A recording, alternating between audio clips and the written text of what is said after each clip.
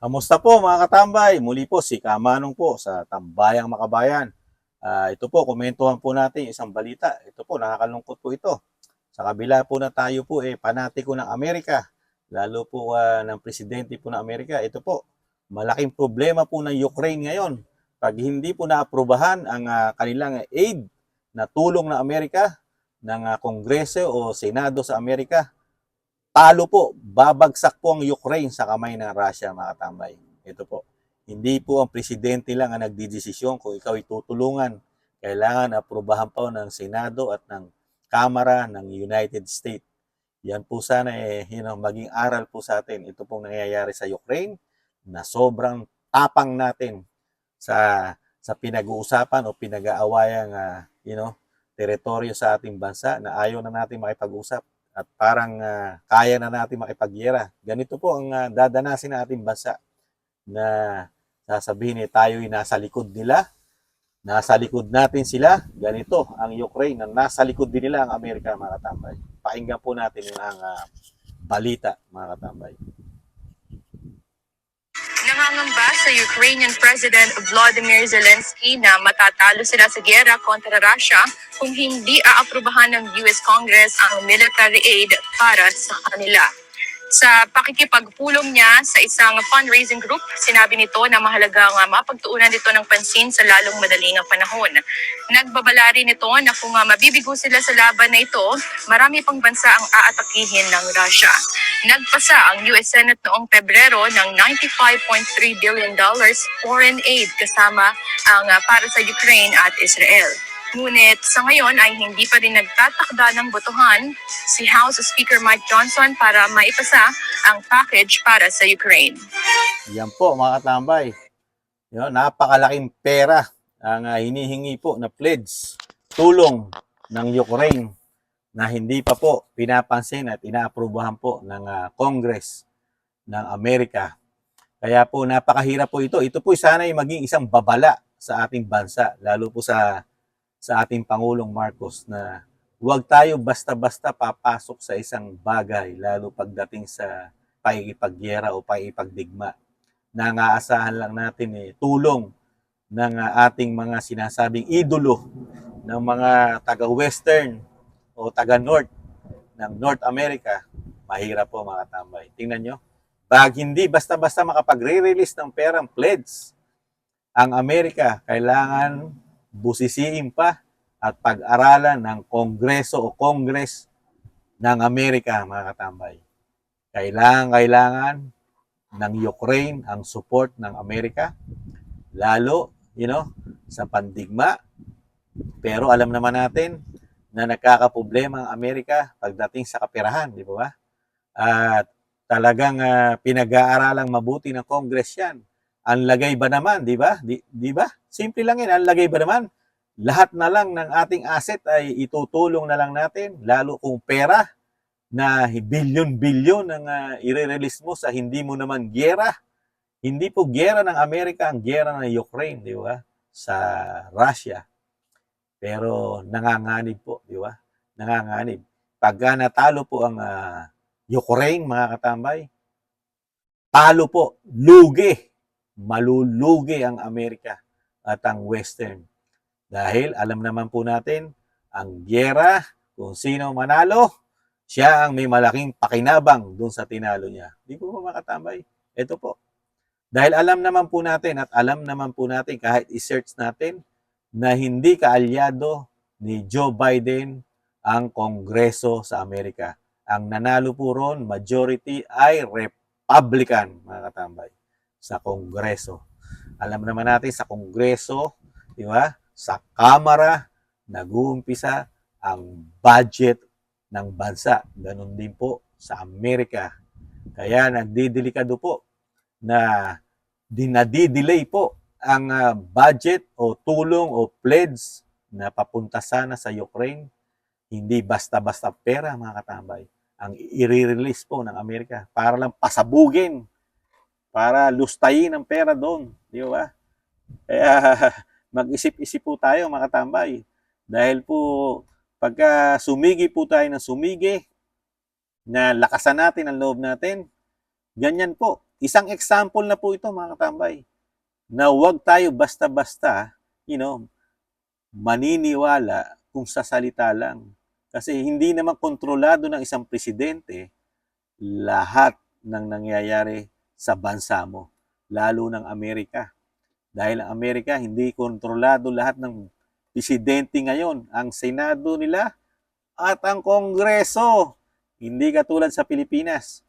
Kontrolado ng Pangulong Marcos Jr. dahil kaalyado niya ang Speaker at kaalyado niya ang Senate President. Pero sa Amerika, hindi. Si Joe Biden, ang presidente ng Joe Biden, ang kaalyado lang niya ay ang Senado. Ang Senado lang ang kaalyado niya. Pero ang Kamara, hindi niya kaalyado. Kaya nagkakaproblema po sa kaperahan at sa gustong hinging budget ni President Joe Biden, mga katambay. Di ba? Pero tayo, inaasahan natin yan, mga katambay. Lalo yung asset ng Amerika sa atin, yung mga pandigma, dinidisplay sa atin. Hanggang display lang yon sa tingin ni Kamanong, hanggang display lang yon. Kung ano man ang meron doon, kung yun gagamitin, for example, gagamitin po yon, hanggang doon na lang yon.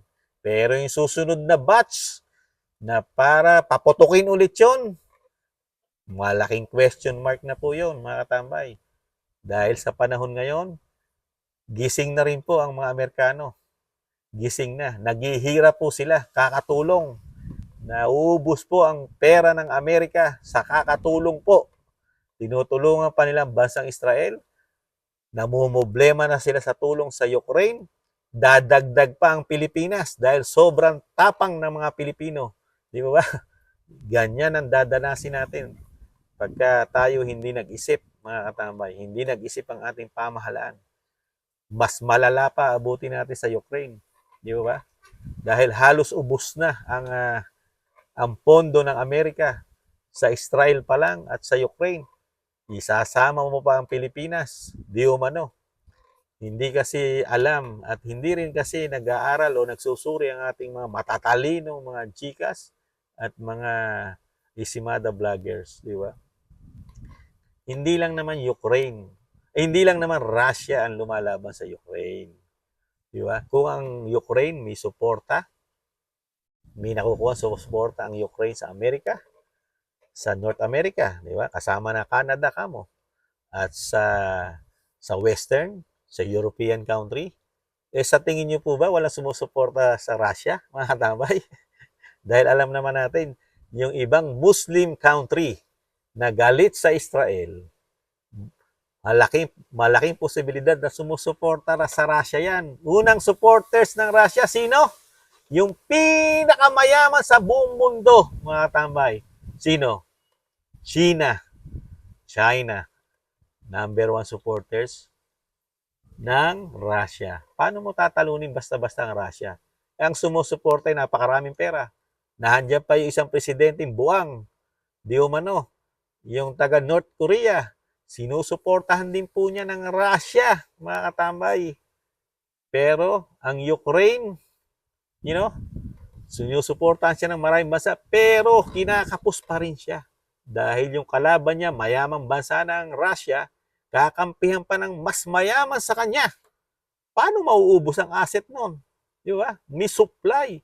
Samantalang ang Amerika, malaki na nababawas sa yaman, lalo sa kaperahan ng Amerika. Sa nangyayari po ngayon, ilang taon na po nakikipagdigma ang Ukraine. Hindi lang po isang taon, mga katambay, hindi lang isang taon. Kaya nakita nyo po ekonomiya natin ngayon, hirap na hirap dahil sa ginawa ng Amerika, na konsintihin ang giyera sa Ukraine, na konsinte yung katapangan po ng presidente. Matapang din po ang presidente ng Ukraine. Katulad po, kasintapang din po ng presidente natin, ng presidente ng Ukraine, mga katambay. Baka mas matapang pa yung presidente natin sa presidente ng Ukraine. Ang Ukraine ay may sariling asset. Meron po silang gamit, pero kinapos pa sila. Naubusan na sila. Kahit sabihin mo na sila ay merong pandigma, tayo wala. Wala tayo halos pandigma. Umaasa lang tayo sa pledge. Inopen ng pamahalaan ng tulong sa atin, di ba? Inopen ng Pangulo na open na mga armas, pwede kayo mag-donate sa amin. Di ba? Sa tingin niyo po, kakayanin ng Pilipinas ang China? Isa makipag-usap muna tayo, di ba? Ayusin muna natin sa usapan, di ba? Sana, wag naman po sana humantong na ang ating presidente ay maging kasintapang, mas matapang pa sa presidente ng Ukraine, mga katambay. Dahil iyan po ang realidad. Ang Amerika, hindi natin basta-basta maasahan sa pera.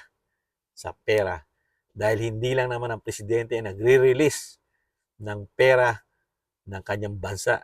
Dahil ganun din naman sa atin.